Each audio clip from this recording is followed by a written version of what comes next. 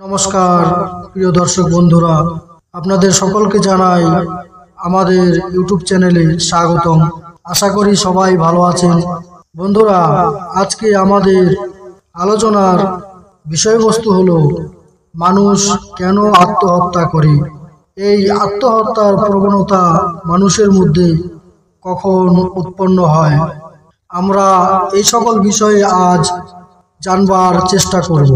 তাহলে চলুন ভিডিওটি শুরু করা যাক। তার আগে সকলের কাছে অনুরোধ, আমাদের মুকুন্দমালা ইউটিউব চ্যানেলটিকে সাবস্ক্রাইব করে আমাদের সাথে যুক্ত থাকার জন্য। বন্ধুরা, এই জড়জগৎ, এই সংসার দুঃখময়, উদ্বেগময়, পদে পদে নানাবিধ নানা রকম বিপত্তি আর উৎকণ্ঠার মধ্যে থাকি। যে মানব জীবন নিয়ে আমরা এই দুঃখপূর্ণ জগতে এসেছি, সেই জীবন অত্যন্ত ক্ষণিকের।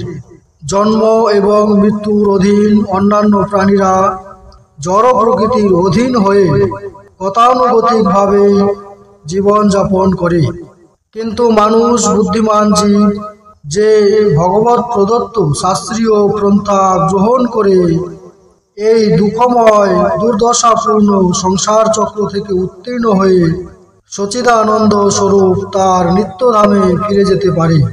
বুদ্ধিমান মানুষেরা তাই এই অনিত্য সংসারের প্রতি মোহগ্রস্ত হন না, কিংবা এখানকার সুখ দুঃখে উৎফুল্ল কিংবা হতাশাগ্রস্ত হন না। কিন্তু যারা মূর্খ, তারা এই দুঃখময় সংসারে সুখ শান্তি লাভের স্থান বলে মনে করে অত্যন্ত মোহগ্রস্ত হয়ে থাকে। মোহগ্রস্ত ব্যক্তি আশা করে, আমি আনন্দ পেতে পারি, আমার পরিবার, আত্মীয় স্বজন, দেশ, জাতি, রাষ্ট্র সবাই আমাকে সুখ ও শান্তি লাভের ব্যবস্থা করে দেবে, এই জীবনটাকে উপভোগ করতে পারবো।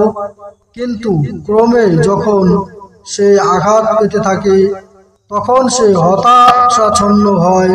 দৈহিক কিংবা মানসিক যন্ত্রণা এবং তার কাছে অসহনীয় হয়ে ওঠে।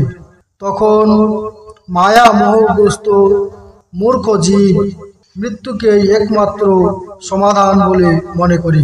তখন সে আত্মহত্যা করতে এগিয়ে যায়, কিন্তু সেই তথাকথিত সমাধান তাকে কখনোই এই দুঃখময় সংসার থেকে মুক্তি দেয় না, বরং তার ফলে নরকের দুর্ভোগ ভুগতে হয়। বুদ্ধিমান মানুষ কখনো এইভাবে আত্মহত্যা করেন না। তিনি পরম পুরুষ পরমেশ্বর ভগবান শ্রীকৃষ্ণের অভয় চরণ কমলের আশ্রয় নেন। ভগবত ভক্ত জীবনের দুঃখ দুর্দশাগুলিকে ভগবানের আশীর্বাদ বলে মনে করেন। শ্রীমদ্ ভাগবতে এই প্রসঙ্গে বলা হয়েছে, ভগবানের ভক্ত এই জীবনের দুঃখ দুর্দশাগুলিকে ভগবানের আশীর্বাদ বলেই মনে করেন। তিনি মনে করেন তার পূর্বকৃত পাপ কর্মের ফলে তাকে দণ্ডভোগ করতে হয়েছে, কিন্তু কৃপাপূর্বক ভগবান তার দণ্ডকে লঘু করে দিয়েছেন এবং তাই তিনি ভগবানের উদ্দেশ্যে অধিকতর ভক্তি সহকারে প্রার্থনা ও প্রণতি নিবেদন করেন। কিন্তু ভগবত ভক্তির অনুকূল যে মানুষ যায় না, সে আত্মঘাতী। শ্রীমদ্ ভাগবতে উল্লেখ করা হয়েছে, সমস্ত প্রকার সুফলের মূল স্বরূপ সুদুর্লভ এই মনুষ্য জন্ম প্রকৃতির নিয়মে সুলভে লাভ করা যায়। এই মনুষ্য দেহ এক সুখ পরিকল্পিত নৌকার মতো। শ্রীকৃষ্ণের কৃপারূপ অনুকূল বায়ুর দ্বারা পরিচালিত এরূপ নৌকা লাভ করেও যে ব্যক্তি এই সংসার সমুদ্র পার হওয়ার চেষ্টা না করে, সে আত্মঘাতী। অতএব যারা সুদুর্লভ মানব জন্মের সদ্ব্যবহার করতে জানে না, জীবনের মূল উৎস শ্রী ভগবানের অভয় পাদপদ্মে আশ্রয় নিতে যাদের মতি হয় না, কেবল মায়া মোহগ্রস্ত হয়ে যারা সংসার চিন্তায় মশগুল থাকে, তারা প্রত্যেকেই আত্মঘাতী।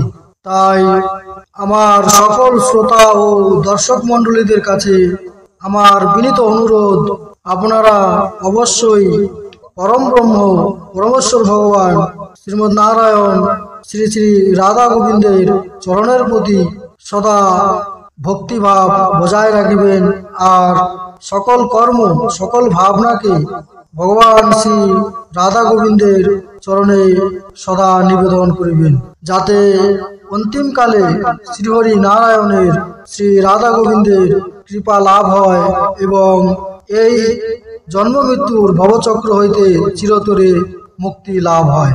প্রিয় দর্শক বন্ধুরা, এতক্ষণ আমরা আলোচনা করলাম মানুষ আত্মহত্যা কেন করে। আজকের ভিডিও এই পর্যন্তই।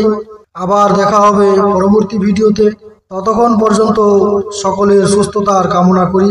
আমাদের সাথে এতক্ষণ যুক্ত থাকার জন্য সকলকে অসংখ্য ধন্যবাদ। হরে কৃষ্ণ, জয় শ্রী রাধা গোবিন্দ।